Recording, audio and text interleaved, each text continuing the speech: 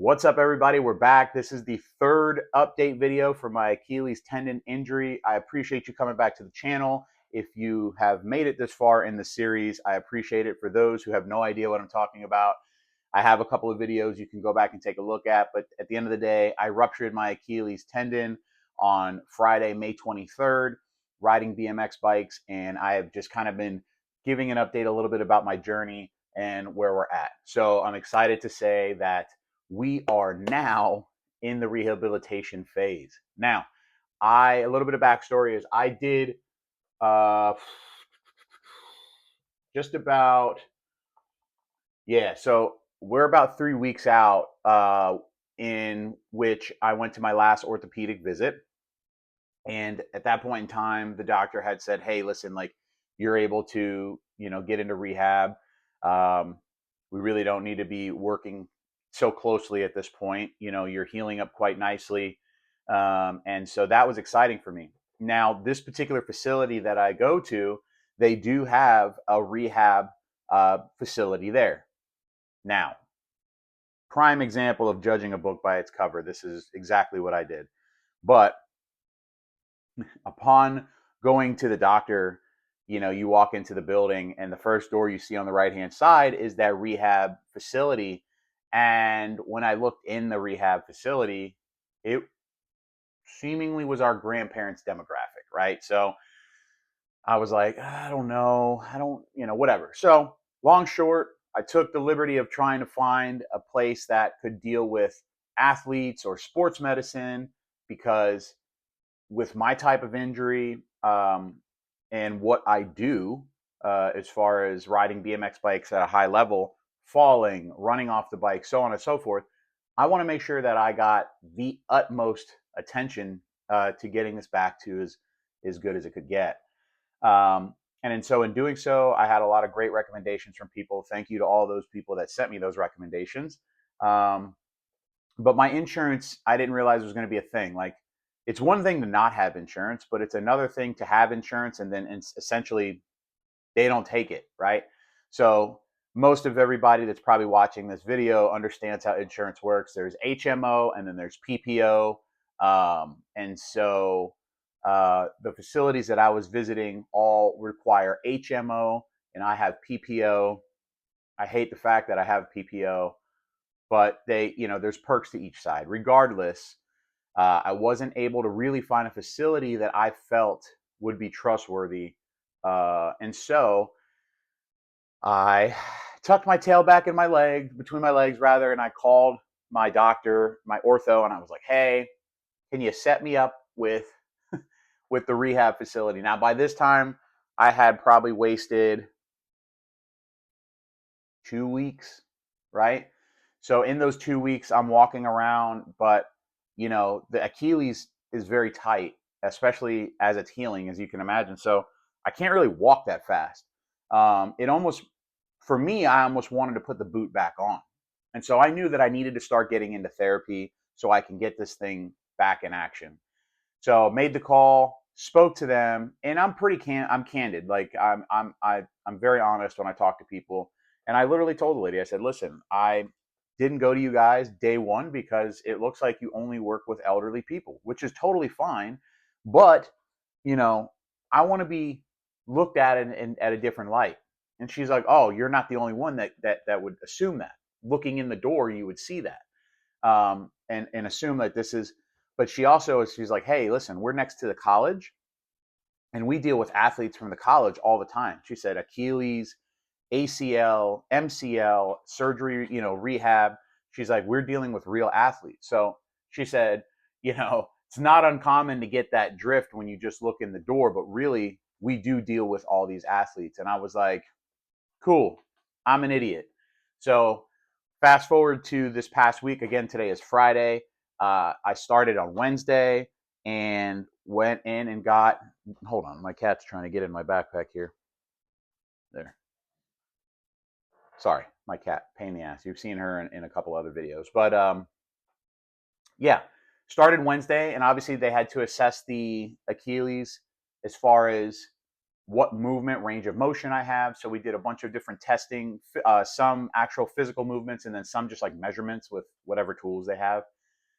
But it was really good, like really good so far. Like I started with one of the physical therapists there, Lauren. She's really cool, and got me moving around. Like started really, just doing some motions, and some motion that I haven't done since the injury. So a lot of it felt foreign to me, obviously, because I've been babying this thing.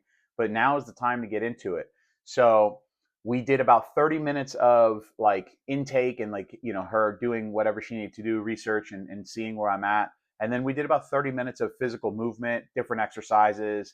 We used the band, we used the wall. And so really just showed me some good movements. Um, and then obviously I have homework to do. So the cadence is maybe we've set the cadence for 2 times a week. So it'll be like twice a week for an hour. But in order for me to like progress faster, I have homework to do. And it's essentially some of the stretches that we do in office, but to do them upwards of 3 times or maybe a little more if my body will allow at home, right? So 3 times a day or more, repetition, repetition, repetition, right? So in this instance, like heel lifts, heel lifts, and different like squatting type of movements. Obviously, the more that I do it, the looser that it gets, the tendon. But I also still have to listen to my body. And if my body is telling me, hey, that's enough for today, then that's enough for today. This was a really, really, really traumatic injury, obviously, to the body. So I have to be mindful. Now, she did tell me that I have great tendon health. She said that anybody else, probably this would have just been a complete boom, 2 pieces. But she could tell by, first of all, assessing my other leg and then also looking at the MRI. She could see by the tissue fibers, I guess that it's strong, it's healthy, and additionally, it's pretty flexible. I think, it was inevitable the way that I put my foot down. With the transition of the ramp, she said there's really, the way I described it to her, she said there's no way around it.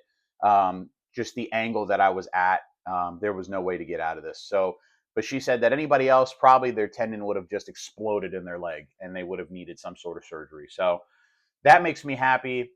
She assured me that this injury, the way that I injured the tendon, that I will make a full bounce back, but it is going to be a slow roll. And I've already said this before. I've said this to my friends. I've said this to myself.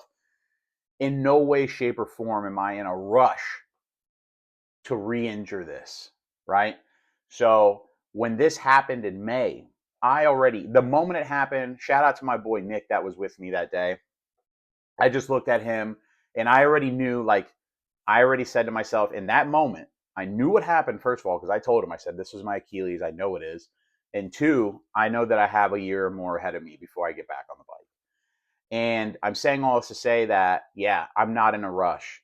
But we're getting there. We're getting there. I mean, if you talk about, we're sitting on the 12th of August. And this happened on the 23rd of May. And I went from a ruptured Achilles to healed up, walking normal, or not normally, but walking out of the boot, no more knee scooter, no more crutches. And now I'm actually starting physical therapy. Like, if you ask me, we're moving and grooving. So today I do have another visit later on in the afternoon. And it's my understanding that we're going to start working on steps, because if can imagine walking up and down steps, your ankle plantar flexion, dorsiflexion, or for those who don't understand, and I'm not a doctor, this is my injury, so I know the terms now, but, just having that ankle flexibility, right? Forward, backward, but deep forward, backward, that you need for the steps. I don't have a lot of that, specifically going down the step, right? So if you can imagine going down the step, everything compresses, your knee bends, pushing your kneecap forward over your big toe. And if you can think about imagining the tendon in the back stretching, mine's very tight, so I don't have that mobility yet. So we're going to start working on like 4-inch steps. And to give you an idea, that's most houses have a little bit of what they call the threshold from either like maybe your front door into your house or your garage into your house. 3 to 4 maybe threshold. That's about what we're going to work on. And we're going to work on that today is what I'm understanding. So very, very excited. We're making forward progress. Oh, and exciting. I forgot to tell. I don't think I told anybody this really, but I did get confirmation that I can actually go to the gym and start riding the bike there. Very light though. She's only saying maybe like 10-minute bursts, not heavy. Re, just kind of like light, very light, right? So like maybe like 1, 2, 3 gears on your mountain bike. Not a lot of resistance. That's the word I'm looking for. But I can get into that, and that's exciting. She said that I could start doing a little bit of squatting with no real heavy weight. Like we're not talking about on my shoulders, but like if I want to hold some dumbbells, light dumbbells, and kind of just squat. She had me get into a squat position, and she was very surprised that I can do a complete squat where my femur or my buttocks, if you will, was a complete sitting position. Going back to that flexibility, I will tell you this though. Even my good leg, my calf muscle, doing the calf races and the heel lifts, like haven't done much in the last couple of months. So yeah, I could tell that I just need to get back into like firing off the old body as a whole and getting it back into the swing of things. Um, but yeah, that's it. I don't want to bore you guys to death. Quick 10, 11 minutes here.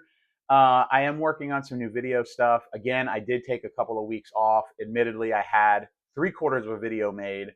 Um, but I just didn't want to put a camera in my brother's face for his birthday the other day, and he had some friends there. The first time we're meeting, I don't think it's appropriate to be like, "Hey, I'm putting this camera in your face." And to be honest, I'm glad that I kept the camera down for that. It made more sense to just enjoy the moment, enjoy the day. He was stoked, we were stoked, I was stoked. The stoke was high. So we're getting back to it. I just wanted to jump on here, make a quick video, give everybody an update. I have questions that I'm getting. And on my Coffee and Brats Instagram page, I am getting DMs from some people that I don't know that follow the video. So thank you to you guys. You guys know who you are when you see this. So here's the answer at large. If you like what you see, like, comment, and subscribe. Tell me what you want to see of. This channel does all sorts of stuff. We'll get back on the BMX bike, but cars, cooking, mental health. I am working on getting back into a full podcast format where I sit down, kind of like this, but maybe with somebody else. We'll get another person mic'd up, get a better camera angle, and really just have like some just conversations about whatever. But yes, thank you for anybody who's made it this far into the video, anybody that has taken a look at my previous videos. Check me out on my socials at Coffee and Brats Podcast, all one word on Instagram. You can follow my homies at lowbros_CFL if you like the car and truck content. But yeah, check us out there and share this page with anybody that you think might be worthy of watching it. Until next time, with another cool update, we'll see you then. Peace.